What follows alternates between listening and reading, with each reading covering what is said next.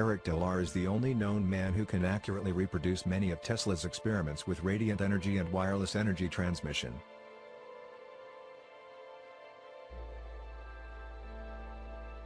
He is able to do so because he understands that conventional electrical theory only includes half the story. Nikola Tesla gave us the technology that has created our entire electrical grid and communications systems. Tesla aspired to create a system that would light up the entire world without wires. In the end, a combination of his own ruin with the agenda of the wealthy elite brought about his downfall and banishment. Undaunted by this, Eric set out to recreate all of Tesla's technology and design a self-powered system, faster than light and lossless communication.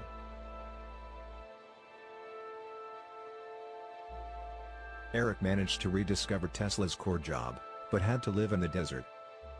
He did more than 4 years of research on the sun at Sonoma State University before his lab was taken away. His research on the sun led him to conclude the following. The sun has no internal structure, it is empty. The sun is just a surface, there is nothing inside. The sun is not burning anything, there is no fusion. The sun is a transformer. It is an energy converter from another dimension, with light and heat being residual processes. During more than 30 years of electrical research and experiments, Dolar destroyed 8 laboratories mysteriously burned. He also conducted countless experiments proving that the sun is not a fiery ball in the space. The electrical engineer affirms that the sun is approximately 6,000 kilometers from Earth and not 150 million kilometers, as it is officially said. Light cannot travel in the vacuum of space, so rather the sun is inside the ionosphere, Dolar says. The heliocentric model tells us that the sun is a star at the center of a planetary system, a star made up of hydrogen and helium that has traces of other elements. NASA images depict the sun as a fireball burning in space and a supposed process of nuclear fusion or hydrogen that turns into helium. However, current science only works with hypothetical theories and false conjectures to define the sun. The scientific description of the sun itself is contradictory. The possibility that the sun produces oxygen in its surface composition is totally unlikely. The sun would be composed of nickel, chromium, magnesium and iron, and these elements would be responsible for the true magnetic force of the sun. The temperature of the sun, according to official data, is 5,778 degrees K or 5,505 degrees Celsius. There is no way to produce a magnetic field with the elements nickel, chromium, iron and magnesium at high temperatures. Hydrogen and helium also do not produce magnetism. Nickel, iron, chromium and magnesium lose their magnetic properties when subjected to less than 1,000 degrees Celsius. Therefore, the sun, as defined in the books, would never produce a magnetic field that could attract other bodies in space. Only electricity explains the magnetic force and the existence of the sun. According to Eric Dolar, the sun is not bigger than Earth, nor is it 150 million kilometers away. The sun would be slightly larger than the moon. It would be approximately 5,000 to 6,000 kilometers in diameter. And he believes that the sun is between 5,000 and 6,000 kilometers from Earth. Dolar claims that magnetic induction produces light, heat, energy, electromagnetic frequencies, and radiation. That would be the best explanation to define the operation of the sun within the system. The sun has a strong electromagnetic field that captures energy frequencies from Earth and electrical space. This uptake is defined in a continuous process of magnetic induction. Simply put, the sun captures energy from Earth and other dimensions in space and converts it into light, frequencies, radiation, and heat. Its buoyancy and confinement within the system are due to the strong magnetic field of the Earth and electromagnetism in the dome. Therefore, the magnetic field of the Earth is much larger and more intense than the magnetic field of the Sun and the Moon.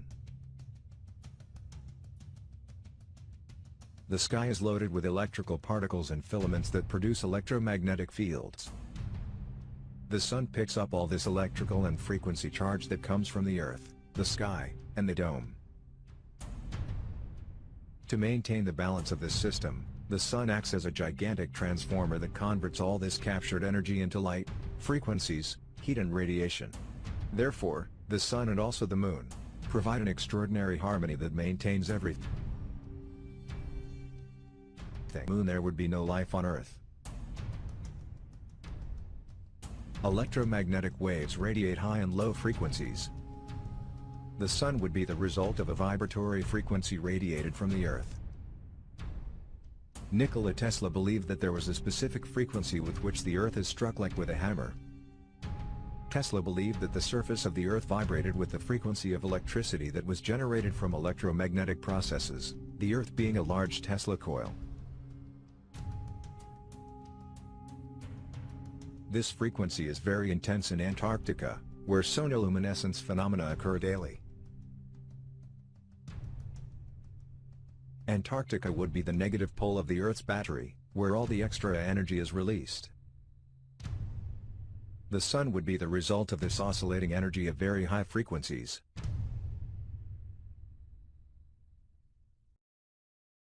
The ball lightning phenomenon was reproduced in the laboratory by Nikola Tesla in 1902.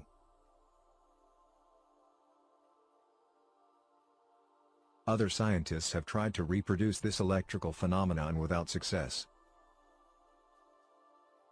This electrical phenomenon is observed after large electrical storms, where too much energy is released into the air or atmosphere. A ball of lightning floats in space and mysteriously disappears while losing frequency. This phenomenon may be related to the existence of our electric sun that shines in the sky. Gases and electrical energy make up plasma. The Tesla ball uses the same base to function and release beams of energy within it. The combination of gases and electrical energy or plasma is the same that explains the constitution of the electric sun. The sun transforms electrical energy into electromagnetic waves. Electromagnetic waves produce frequencies that make molecules, particles, and other substances vibrate intensely. This vibration produces heat. With this premise, we can say that the sun has a cold surface, because the heat will radiate from the electromagnetic frequencies. By generating very high frequencies, the sun causes molecules, particles, and other substances in the atmosphere to vibrate, and thus heat is radiated to Earth. This is how a microwave oven works. Electrical engineering Dr. Don Scott, along with Michael Claridge PhD in electrical engineering and physics, led the SAPPHIRE project that studies the electrical sun. Both claim that the sun is not a ball of hydrogen fused in space and that heat is not released by the sun, but is generated by electromagnetic waves that hit the mesosphere, the stratosphere, and finally the troposphere.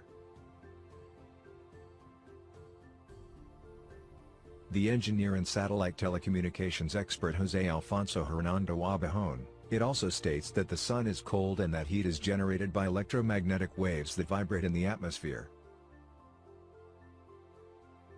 One proof that the sun is cold and does not radiate heat is that the closer we get into the atmosphere and we get closer to the sun, the colder it gets. Airplanes at 10,000 feet register temperatures of -5 degrees Celsius outside. If the sun were hot, the water would not freeze at a height of 30 kilometers.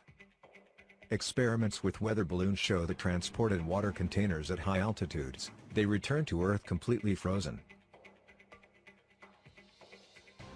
Above 10,000 feet, the temperature drops drastically, so if the sun radiated heat, we would grill inside airplanes. The sky is cold like the sun. The sun is a great source of energy and its surface is not as hot as official science indicates. The electromagnetic waves that produce light, heat and radiation are generated from an electrical source and continuous electrical processes. Electricity is the only source that could define the entire existence of the sun and the universe. The visible spectrum, or simply visible light, is only a small part of the entire spectrum of possible electromagnetic radiation, ranging from radio waves to gamma rays. Sunspots are electromagnetic vortices in their natural flow of energy. The Sun has a powerful electromagnetic force that works interactively with the dome Earth sky system. The heat produced by the electromagnetic waves of the Sun heats the water of the sea and rivers, heats and expands the air, produces breezes, winds and hurricanes.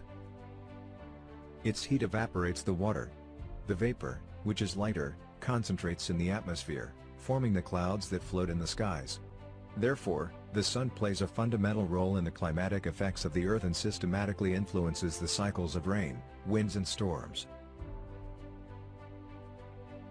The Sun causes magnetic paths or fluxes as it travels on Earth, where hurricanes, tidal waves and earthquakes originate. This is because water is naturally diamagnetic, that is, water repels a magnetic field when faced with this force. This water repellent effect explains the tides in Earth's oceans. The Sun implies a positive electromagnetic energy that causes low tide and the Moon implies a negative electromagnetic energy that causes high tide. Sea salt increases the ability of water to produce electricity. The Sun's interaction with seawater acts as a great power plant. About 71% of the Earth's surface is made up of water. Therefore, the electromagnetic properties of the Sun and the Moon act like two giant magnets, altering their water level up to 17 meters above the sea surface. The Sun also has a great influence on the tectonic layers of the Earth, causing earthquakes. All areas of earthquakes are concentrated on the magnetic stripes or the paths of the Sun. The Sun is a large electrical transformer or converter that interacts with the entire system. Eric Delaar and Nikola Tesla were persecuted because they knew too much. They both destroyed their laboratories and set them on fire. Delaar was threatened, just as Tesla was sabotaged to the end of his life. The Sun is part of the perfect electrical circuit that keeps this entire system running. What do you think about this topic?